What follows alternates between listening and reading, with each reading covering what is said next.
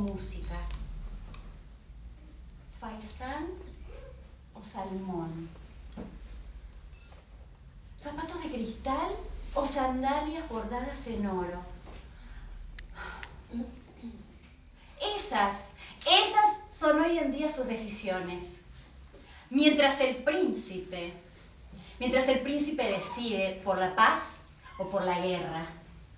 El príncipe decide por la vida o la muerte de hombres y mujeres. De hombres y mujeres que no pueden decidir ni qué quieren comer ni qué zapatos se van a calzar. Porque más allá del palacio y de sus fastuosos jardines, el alimento y el calzado son lujos. Cenicienta se decide. Se saca sus zapatos de cristal y los arroja con furia en el estanque, ante la mirada atónita de dos cisnes. La próxima vez que quiera elegir el destino de su vida, no va a confiar en una hada madrina.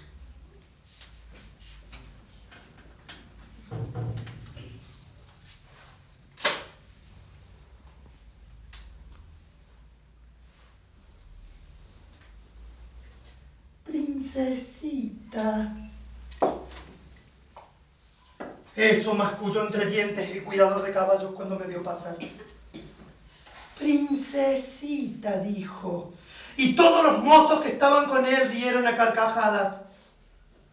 Tal vez fue el delicado porte de mi adolescencia lo que le sugirió el apodo. Tal vez era de que yo prefería la lectura o los tranquilos paseos a caballo por el bosque, antes de que esos bruscos juegos de destreza o la caza. O tal vez era de que yo prefería la compañía de las doncellas y no la de los muchachos. Y no era de que yo intentara seducirlas, sino que sentía que con ellas éramos como almas gemelas. No me molestaba de que me tomaran por mujer, pero sí me molestaba el modo en el que ellos pronunciaban la palabra princesita, contrariado y aturdido por esas miradas retorcidas, esas burlonas. Cada vez que yo me dirigía a la zona de las caballerizas, es que decidí ir a buscar consuelo en brazos de mi aya. Consuelo. Ese era su nombre. Fue mi amiga y consejera desde lo más tierno de mi infancia. Ella fue mucho más que eso. Ella ocupó en mi vida el lugar de una madre, puesto que mi madre, la reina, permanecía recluida en una torre desde mi nacimiento y jamás se me permitió verla. Mi padre, el rey, dice que ella está loca y que representa un verdadero peligro para nuestra familia y para el reino. Pero en las cocinas del palacio, donde pasé largas horas de mi infancia, junto a mujeres que desplumaban gallinas, que amasaban pan y que preparaban mermeladas, circulaban otras versiones. Ellas me cuentan de que mi madre era una mujer inteligente y valerosa, y que contradecía mucho las decisiones de mi padre, el rey. Y hasta que mi madre llegó a detener una guerra que hubiese costado centenares de vidas, pero de haber resultado vencedores, hubiesen aumentado considerablemente las riquezas de nuestro pequeño reino. Ciertamente mi madre representaba un peligro para la familia y para el reino. Lástima que ni a esa familia ni al reino le interesó que un niño pequeño como yo creciera apartado de los brazos de su madre, ni el sufrimiento que le ocasionaban a una joven mujer recluida en una torre. Esas son cosas que no le interesó ni a la familia ni al reino. Príncipe Sigfrido, me dijo Consuelo aquella tarde, después de yo haberle relatado lo acontecido con esos mozos que me torturaban cada vez que yo me dirigía a la zona de las caballerizas. Solo tenéis que mandar y contar este abuso a vuestro padre el rey, y enseguida mandará a cortar la cabeza de esos delincuentes. Pues no lo hice. Eso me hubiese convertido en uno de ellos. Sí, ellos. Ellos que se valen del poder, de la fuerza, de la espada y el linaje. Ellos que humillan al siervo, a la mujer y al hijo pequeño. Ellos que conducen ejércitos y mandan a cortar cabezas. Ellos que conocen mucho mejor el idioma de los golpes que el de los abrazos. Pues no los denuncié. Sin embargo, tomé prestada unas prendas de las habitaciones de las cocineras y, protegidos por ellas y por consuelo, es que decidí abandonar el palacio una mañana de primavera, en lomos de mi blanco corcel. No me despedí de mi padre, el rey, y sé que a él no ha de importarle mucho, y que hasta quizás sienta cierto alivio por mi partida. Pero yo, para el reino y la familia, la princesita también representa un verdadero peligro.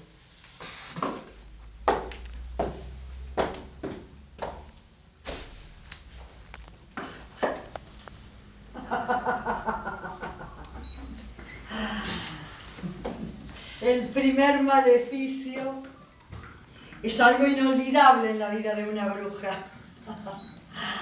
Es un momento especial, es un momento único. El primer maleficio es inolvidable.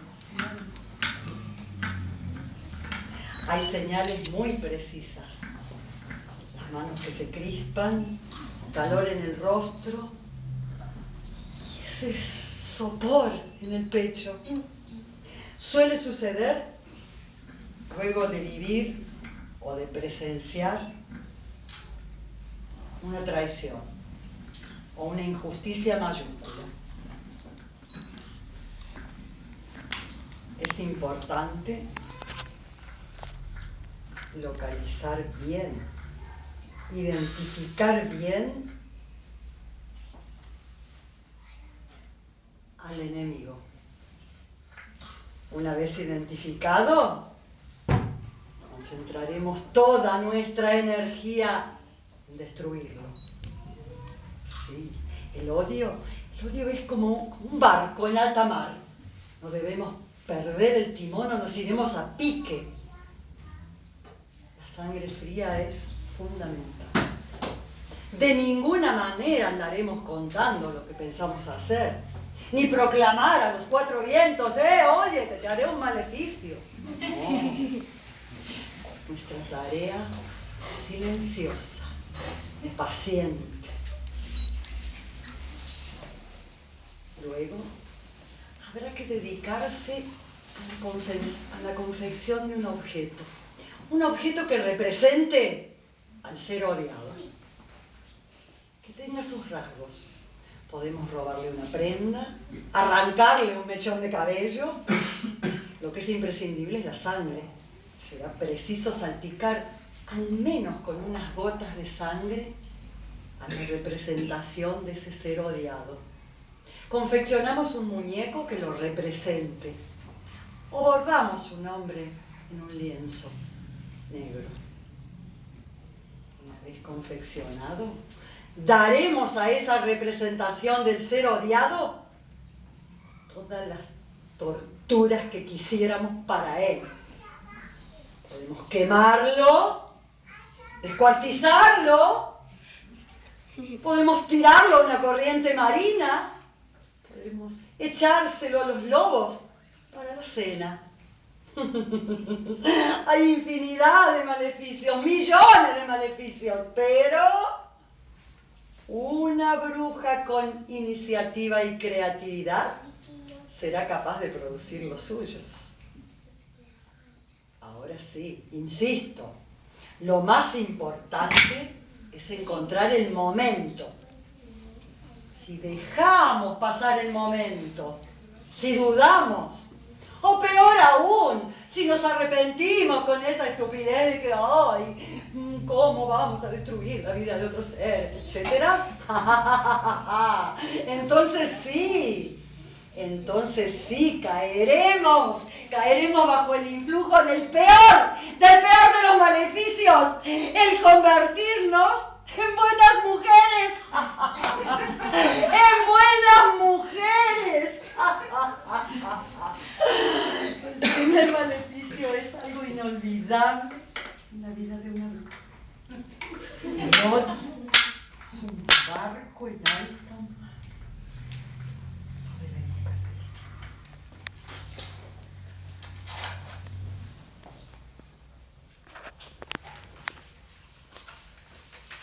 A nosotras, las hadas, se nos ha concedido la facultad de cumplir deseos. Y solo eso podemos hacer. No nos está permitido interferir en los designios del universo, modificando las cosas como nos plazca. No. Eso es tarea de magos y hechiceras. De repente, un ser humano caído en desgracia recibe la visita de otro ser, pero no de uno cualquiera, sino de uno dotado de ciertos poderes y un diploma de hada madrina. Este mágico visitante le ofrece poner la magia del universo al servicio y cumplimiento de sus deseos. Lo que desee en ese momento le será concedido. El pobre ser humano caído en desgracia, una doncella despechada, un niño abandonado en el medio del bosque, en el colmo de la desesperación, ante la sorpresa de esta aparición etérea, apenas atina a responder: tener de vuelta a mi amado, o volver a casa. Y así, con el cumplimiento de esos pobres deseos, están negándose infinitas posibilidades a su alcance. La doncella vuelve con el galán que la traicionó. El niño retorna a la casa de la que fue expulsado. La magia del universo puesta al servicio de la necedad humana.